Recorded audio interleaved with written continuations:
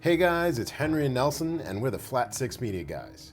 We're back with one of the most coveted and mysterious cars you may not even know existed.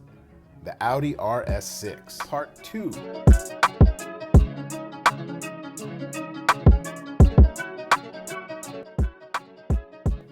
If you're new to the channel, hit subscribe and click the bell.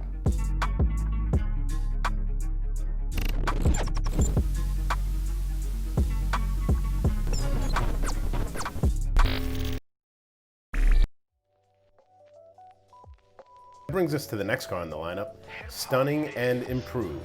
That's right, the C6 RS6.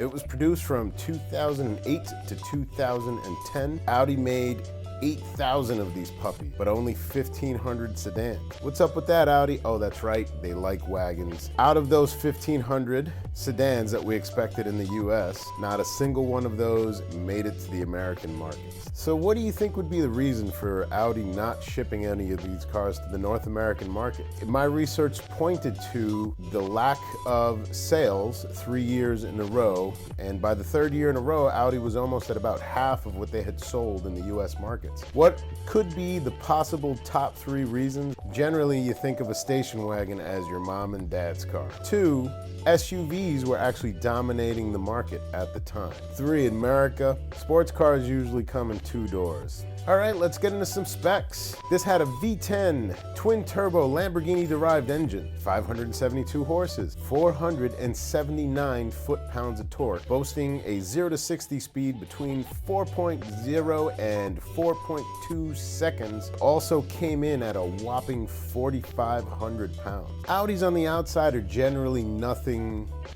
to write home about. If you are a Audi enthusiast or a general car enthusiast, you would be able to pick up on the very subtle cues of this car. Not only did it have the big whopping black honeycomb grille, classic RS brushed aluminum mirrors, the rally car quattro inspired wheel arches and broad shoulders, HID headlights that actually swiveled, the signature RS oval tailpipes. The most distinctive feature of this Audi RS6 had to be the 10 diode LED daytime rolling lights in the front that completely gave away what you had under the bonnets. The interior of these cars are just amazing. Had the general silhouette of all Audis that you may recognize, except it just stepped up the game in this version. To its predecessor, it actually completely dwarfed the interior with technology.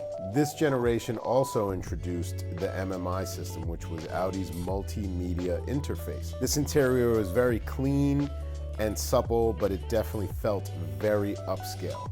Beautifully designed carbon fiber inserts and panels all over the car, which just made it a really spectacular thing to look at. Lighting along the paneling of the car, in the footwells, around the dash, just places you didn't expect lighting, and it was just such a nice touch. It also even had a really cool solar sunroof. Now, what did the solar sunroof do? It would use energy from the sun to fire up the air conditioner to keep the car cool.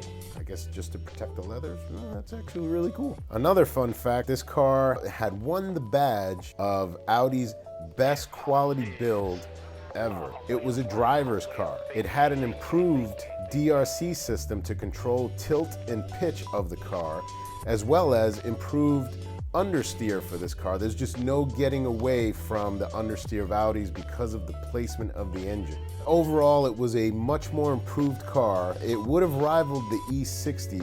What a treat would it have been for us Americans to know about this car. So what was the verdict?